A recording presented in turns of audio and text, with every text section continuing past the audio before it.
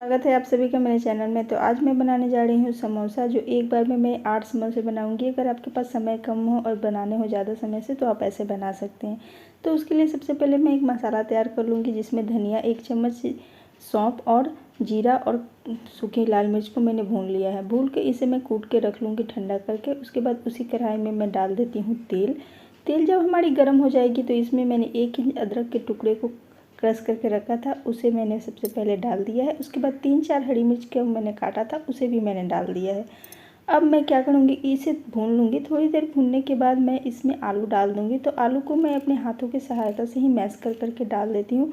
उबले हुए आलू को मैंने ठंडा कर लिया है और उसे मैश करके डाल लूँगी। तो मैंने 3 आलू यहाँ पर डाला था, 3 आलू।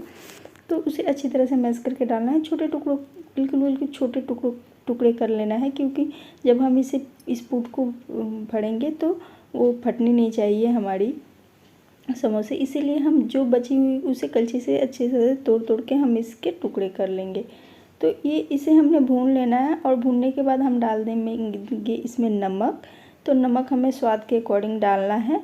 तो नमक मैंने डाल लिया है और इतना ध्यान रखना है कि आटे में भी हमने नमक डालना है, इसलिए स्वाद के अनुसार ही नमक डालें। उसके बाद हम डाल लेंगे वो जो मैंने मसाला कूट के रखा था, भून करके कूट के रखा था, उसमें से मैंने 1 चम्मच मसाला डाल दिया है। और डाल दूँगी मैं गरम मसाला, और थोड़ी सी डाल देती हूँ मैं हल्दी, और थोड़ा सा मैं मिर्चा डाल दूँगी। उसके बाद इसे अच्छी तरह से मिला लेंगी। मिलाते हुए भून लेना है हमने, नमी इसमें नहीं छोड़ना है। हमने मसाले को अच्छी तरह से भूनना है। अगर कोई भी समोसा या पुट वाला चीज़ अगर हमने क्रिस्पी रखना है तो उसके फीलिंग को अच्छी तरह से हमने भूनना होता है। बिल्कुल अच्छा तरह से मॉइस्चर उसमें नहीं रहना चाहिए, अच्छी तरह से हमने भून लेना होता है। तो ये देखिए आलू वाला मसाला मेरी भून चुकी है। अब मैं इसमें डाल देती हूँ धनिया की पत्ती, और इसे अच्छी तरह से इसे भी हमने चलाते हुए भून लेना है। उसके बाद मैंने गैस को फ्लेम को ऑफ कर दिया था और मसाला ठंडा होने के लिए रख लिया था। उसके बाद हम आटा लगा लेंगे। इसके लिए मैंने 1 कप मैदा ले लिया है और डाल दूँगी इसमें नमक, और फिर इसमें मैं डाल देती हूँ हाथों से क्रश करके अजवाइन। उसके बाद इसे हमने अच्छी तरह से मिला लेना है। हींग भी मैंने थोड़ा सा डाला था इसमें।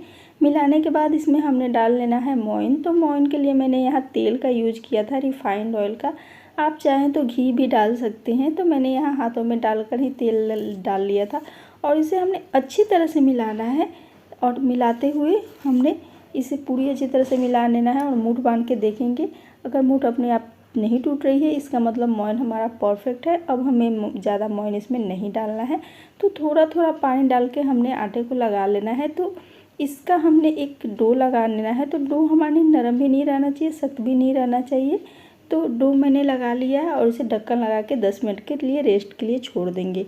तो डो लगाने के बाद इसमें मैंने ढक के छोड़ दिया था। उसके बाद 10 मिनट के बाद मैं एक लोई तोड़ूँगी। बड़ा सा लोई हमने तोड़ना है, और इसे किचन के प्लेटफॉर्म पर ही मैं बेल लूँगी। चकले पर ये नहीं होगा, क्योंकि हमने बड़ा सा रोटी बेलना है। तो इसे उसी पर मैं बेल लेती हूँ। और रोटी हमने ज़्यादा पतला नहीं करना है, और ना ही हमें ज़्यादा मोटा रखना है, लेकिन हाँ बड़े साइज़ का हमने रोटी बेलना है। तो जब रोटी हमारी बिल जाएगी तो उसे हम कट लगा लेंगे। सबसे पहले हम इसमें प्लस का कट लगाएंगे। उसके बाद हम बीच से कट लगा के इसमें हमने 8 कट लगाना है। इसका हमने 8 टुकड़ा कर लेना है। तो रोटी मेरी बिल गई है।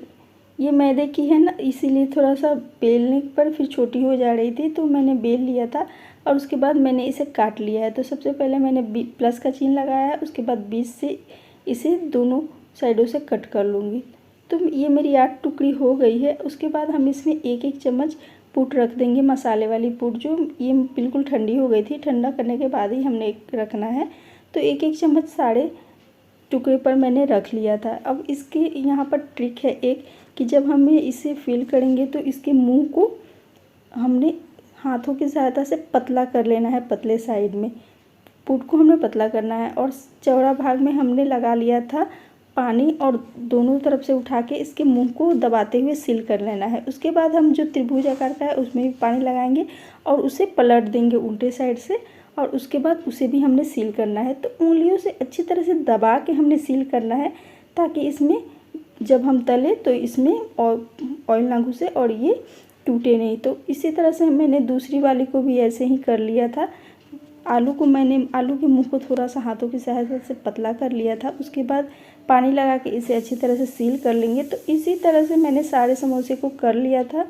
अब हम एक कढ़ाई लेंगे और तेल गरम करेंगे। तो तेल हमने ज़्यादा गरम नहीं करना है और ना ही तेल को हमने ठंडा रखना है, इसे हल्का ही गरम करेंगे। उसके बाद हम एक एक करके सारे समोसे को उसमें डाल देंगे।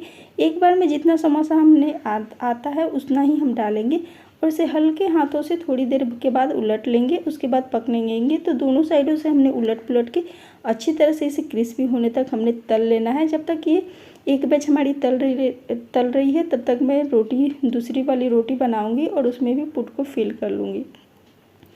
तो इसे अच्छी तरह से हमने लो टू मीडियम फ्लेम पर तलना है।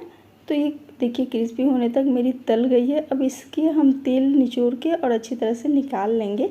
निकालने के बाद जब दूसरी वाली जो समोसा मैंने भर के रखा था वो भी हमने डाल देना है। तो इस लीजिए मेरी तैयार हो गई है क्रिस्पी सा समोसा। वीडियो पसंद आए तो प्लीज़ लाइक एंड सब्सक्राइब करिएगा। मिलती हूँ अगली वीडियो के साथ, तब तक